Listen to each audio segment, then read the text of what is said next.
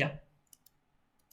So up to previous sessions, we had a discussion about timing arcs in sequential circuits. We have discussed about setup check arc, hold check arc, all those parameters we have discussed up to previous sessions. So in this session, we will come back to combinational circuits. So we will start the discussion about inertial delay in combinational circuits, inertial delay, and we will also discuss propagation delay in combinational circuits. Okay, we'll discuss about propagation delay. Okay, so coming to the inertial delay, so let's start our discussion on inertial delay first. Inertial delay. So let us take a simple example of let's say not gate. Okay, so let's say this is our not gate, so which is having input and output ports like this. So for let's say the time the NOT gate takes to process the input and produce the output is T inverter. Okay, so basically this is the time the NOT gate takes to process the input and give the output. Okay, so this is called T inverter. Okay, so I'll write it here. The time taken by NOT gate, time taken by the gate to process the input. Okay, to process the input. So this is the time taken by the NOT gate T inverter. So let us say input we are giving a pulse. Okay, like this we are giving a signal. Okay, so what should be our output? And the time period of this particular signal is denoted by T input. So the time period, how much time the signal is on. Okay, so this time period we are denoting with T input. I will write it here. So T input is the time period of the input pulse. Okay, pulse because we are making it on for only small duration of time. Okay, so this is the T input is the time period of the input pulse. Okay, or you can say that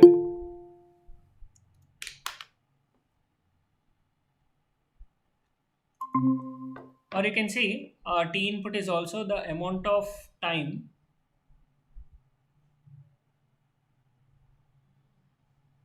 wait a minute, amount of time pulse is signal is high. Okay, so this is the T input, the time period of this input.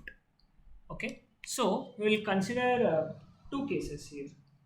Okay, so coming to case one,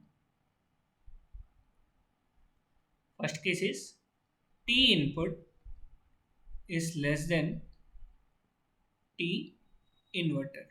Okay, T input is less than T inverter.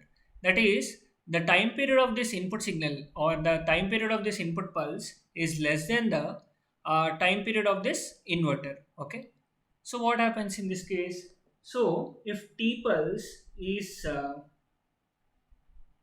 less than T inverter, then what happens? The input will not at all appear at the output. So if T input is less than T inverter, then the input will not appear at the output. Why? Because this is simple, right? So if the pulse is very short pulse, let's say this much spike. Okay, so the time period is very less for the input. So the time period of this input is very less. Let's say this is the input signal which we are giving to our NOT gate. Okay, so let's say this is our input signal which we are giving to our NOT gate, but that which is less than this propagation time, okay, t inverter. So here t input is less than t inverter. Then what is happening? So the NOT gate needs some time to propagate to process the given input, but we are giving the input for a very less time, that is which is less than this t inverter. So what happens? This NOT gate will not at all detect the input change, and it will not at all give the output. So this is what it will happen when T input is less than T inverter. Is this clear? I hope this is clear. So this is a case one. If T input is less than T inverter, then the input will not at all appear in the output. This is case one. Okay. Next. Coming to case two, that is T input is greater than T inverter. So what is this case? That is the time period of this input signal is greater than the T inverter. That is we are increasing the duration of this signal T input. Okay. So we are giving some time for this transition to happening. So here if at this particular point transition is getting happening, so we are giving after t input time we are making a transition again. Okay, so which is greater than the t inverter, the propagation delay, the time take the propagation delay of this particular gate T inverter. So what happens? The NOT gate will have sufficient time to process the particular input, and it will produce the output in this particular case. So what will be the output in this particular case? So initially it will be 1, and if there is any change, it will be detected and it will be equal to 0 like this. Okay, like this. Is it clear? So this is the case 2. I hope this is clear. So this property is called inertial delay of the gate. Inertial delay. Okay. So this property is called inertial delay. So the input must be greater than the time period. So the T inverter. So the T pulse or the T input should be greater than the T inverter. Then only the input will be detected and it will be produced at the output. Okay.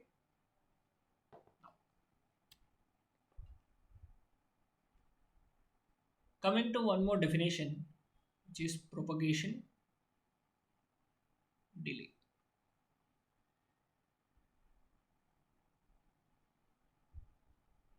So the basic definition of propagation delay is it is measured between the 50% transition points of the input and output waveform. So this is the definition of propagation delay. I will write it down. So this is a basic definition. So it is measured between 50% transition points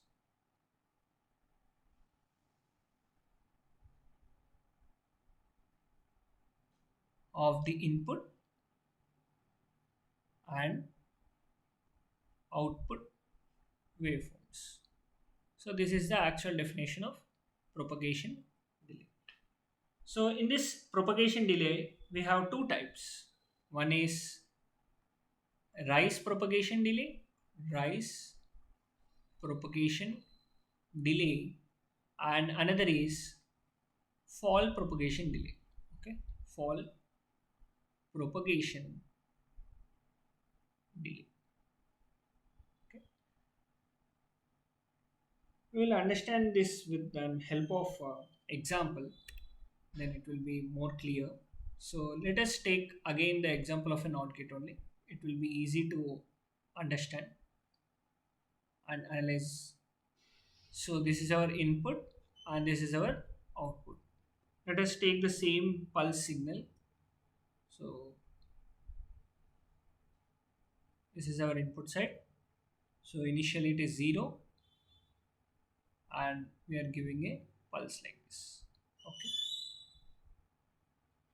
let me draw a waveform here. So this is our input. So at some time t is equal to t naught, I am making a transition like this, and at some time t is equal to t1, I am again making some another transition like this. So this is my input. So we are giving it to our NOT gate. Okay. So here the T input is greater than the T inverter, inertial delay of the particular NOT gate. Okay. Here in this case we are following the inertial delay rule, that is T input is greater than T NOT gate. Okay. So to avoid inertial delay, to overcome the inertial delay, we are making our input greater than inertial delay of the NOT gate. Okay. Now, so if t is equal to t naught, we are making first transition, and t is equal to t1, we are making the second transition. Right. Now, at output, what happens? What we expect actually.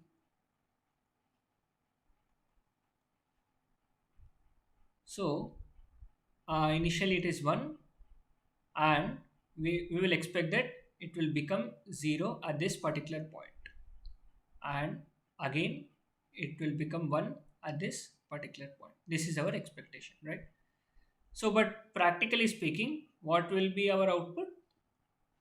So practically speaking, our output will get some delay, that is after some time it will become 0, and here also it will take some time and it will become 1. Okay. So this delay is called propagation delay. I hope this is clear. Okay. So this is called as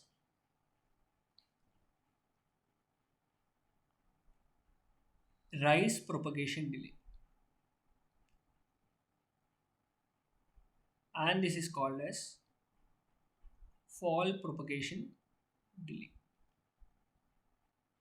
So I told you, right? So there are two types of delays. One is called rise propagation delay, and another is called fall propagation delay. So coming to this rise propagation delay, actually, what is this is, so the signal delay time between 50% of input and 50% of output when output changes from low to high. It is called as rise propagation delay. So when the output changes from low to high, it is called as rise propagation delay. We'll see what is this. So what is the signal delay time between 50% of input?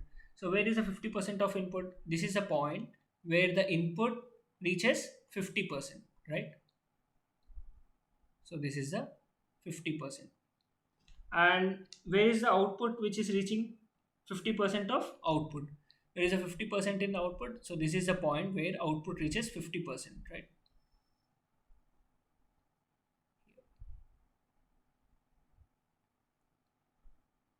So this time is called propagation delay, rise propagation delay, right?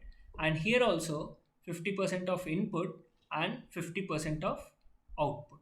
So between these points we will basically measure the delay. Okay, so basically between these 2 points we will measure the delay. So I'll write the definition also. So coming to the rise propagation delay, the signal delay between 50% of input, 50% of input and 50% of output when output changes from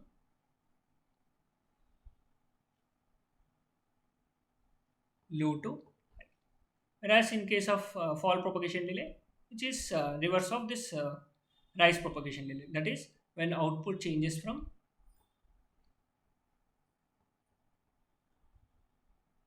high to low. That's all. I hope this is clear. Okay. Coming to the total propagation delay,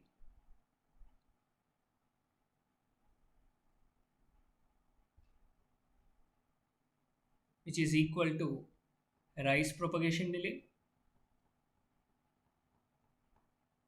plus fall propagation delay divided by 2. So this is the propagation delay from average of rise propagation delay and fall propagation delay. Okay. If you want, we can take one more example. So let's take a example of buffer.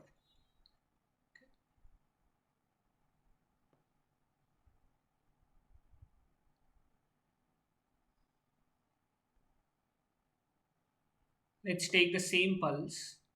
So at some time t is equal to t naught, we are making one transition, and at some time t is equal to t1, we are making one more transition, right? So here we are making one transition, and here we are making another transition like this.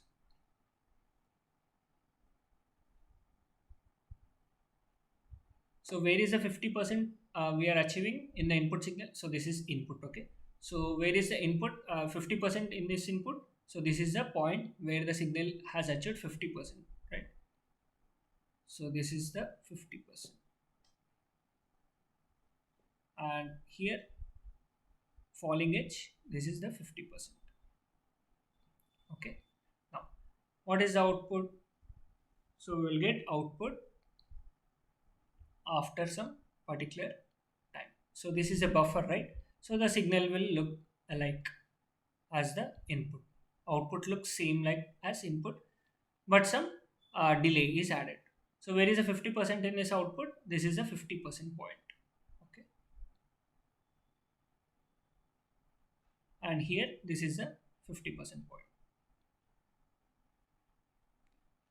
So this delay, this time period is called rise time. Sorry, rise propagation delay. T rise or T propagation low to high. This is called T fall or T propagation high to. Okay. Sorry, this is fall and this is rise. Okay. Here also rise and fall. So the total propagation delay, T propagation delay, which is equal to T rise plus T fall divided by 2. Then we will get the propagation delay of the combination circuit. Okay, is it clear?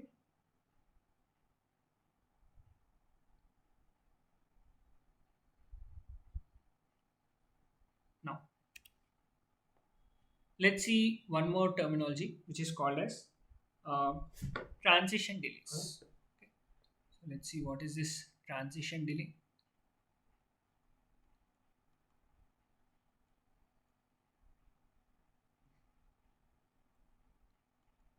So basically the definition of this transition delay is a time taken by the signal to rise from 10% or 20% to 90% or 80% of its maximum value. So I will write the definition here.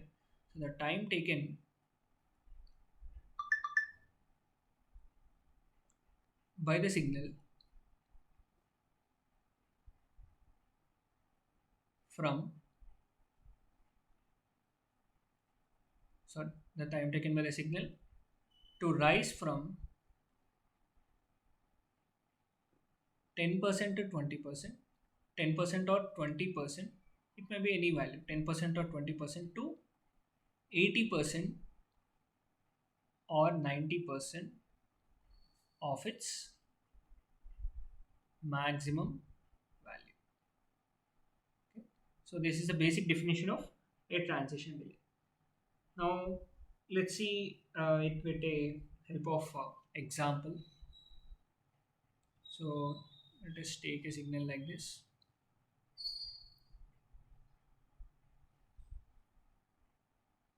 Right. So what is the transition delay? The time taken by the signal to rise from 10% to 20%. Let's consider 10% of the maximum value. This is the maximum value, right? 1 is the maximum value. So the 10% of this is this one. This point is the 10% of the maximum value to 90% or to 80% or 90% of its maximum value. This is 100% rate. So this is the let's say we are taking 80%. Okay. So 10% to 80% of its maximum value. So this time period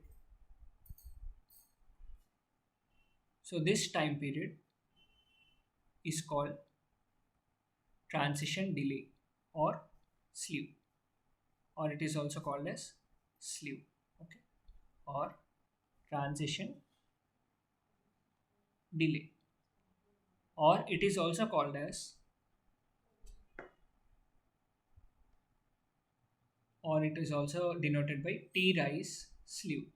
Okay, so this is the definition of slew or transition delay or T rise slew. Or we can also measure from 20% to 90%. Here in the falling edge, we can measure from 80% to, in the definition we can see from 80%. I haven't written it. So in the falling edge, we can measure from 80% to 10% of its maximum value. Okay, so this is 80% and this is 10% of its maximum value. Okay, so this is 80% to 10%. So the time taken by the signal to reach from 80% of its maximum value to 10% of its maximum value is called as slew or transition delay or T-fall slew. Okay, it is also called as T-fall slew. So this is the transition delay of a signal. So these are all the terminologies used in combinational circuits. Right, transition delay, fault transitions delay. So I will write the definition for fault transition delay. I've written the definition for rise. Now I'll write the definition for fall.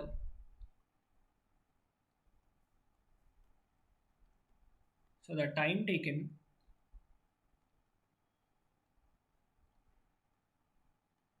by the signal to fall from 90% or 80% to 10% or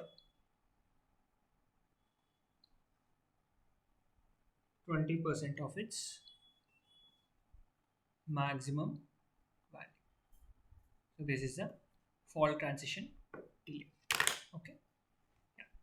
So yeah, so that's all for today's session. So we have discussed rise transition delay, fault transition delay, and we have also discussed propagation delay and inertial delay of combinational circuits. So yeah. So if you are having any doubts, you can stay and ask, or else we can end the session. Thank you.